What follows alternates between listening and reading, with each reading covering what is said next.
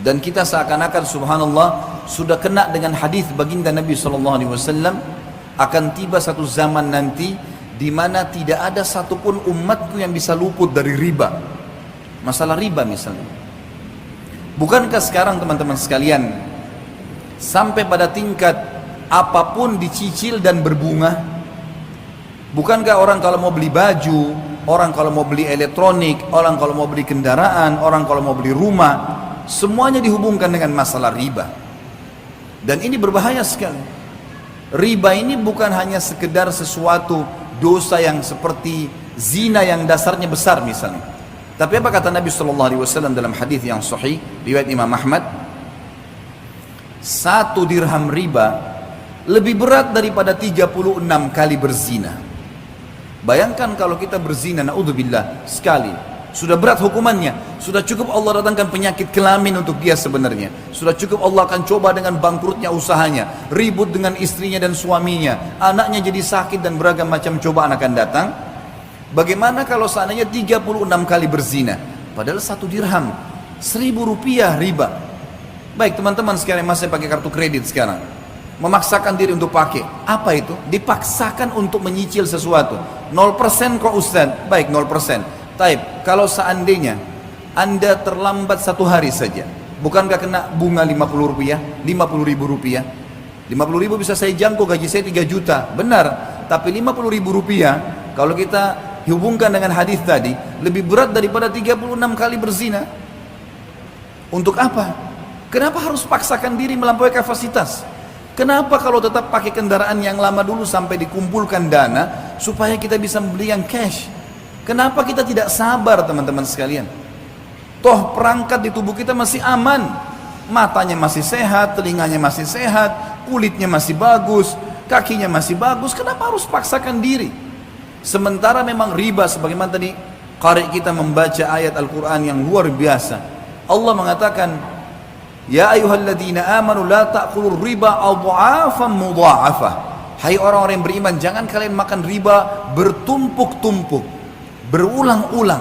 Apa makna kalimat ini? Kata sebagian ulama tafsir, yang dimaksud adalah riba itu akan selalu mengikat seseorang, tidak bisa lepas. Makanya setiap cicilannya berjalan berapa bulan ditawarkan lagi yang lain, digoda lagi sama syaitan dengan yang lain. Minimal harus ada yang nyantol. Dan 1 dirham riba lebih berat daripada berzina. 36 kali berzina. Allah berfirman dan mengingatkan kepada kita, menjelaskan tentang solusinya. Lalu apa yang saya harus lakukan Ustaz?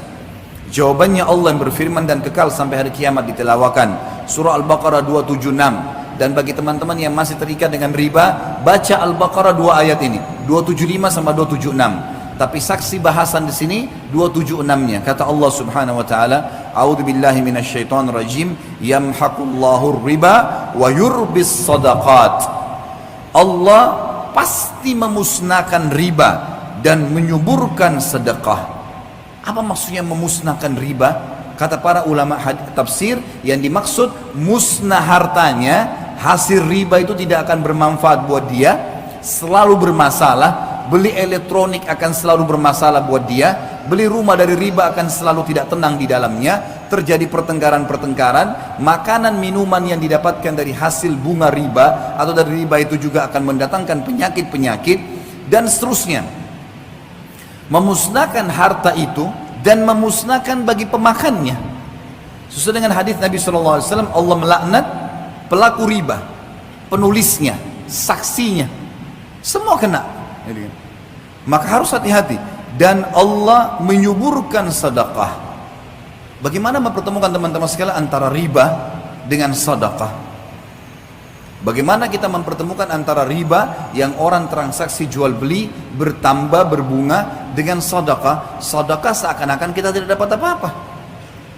Para ulama tafsir mengatakan yang dimaksud adalah kalau seseorang mau diluaskan rezekinya dan dia tidak akan perlu bergantung pada riba dan hutang, maka dia harus rajin bersedekah. Makin besar dia keluarkan sedekah, maka minimal balasannya 10 kali lipat. Sebagaimana Allah berfirman dalam Al-Quran, dan kita sebagai orang beriman yakin dengan firman Allah. A'udzubillahi minasyaitonir rajim. Faman ya'mal minas salihati Maaf, ayatnya adalah man jaa bil hasanati falahu asyru adhafiha. Al-ayat. Siapa yang melakukan satu kebaikan termasuk sedekah di dalamnya, maka Allah akan datangkan 10 kali lipat.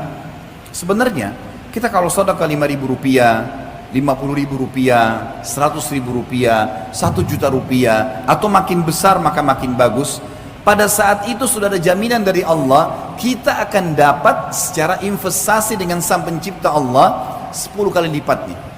50.000 akan 500.000, 5 juta akan 50 juta. Ini janji, nggak mungkin salah.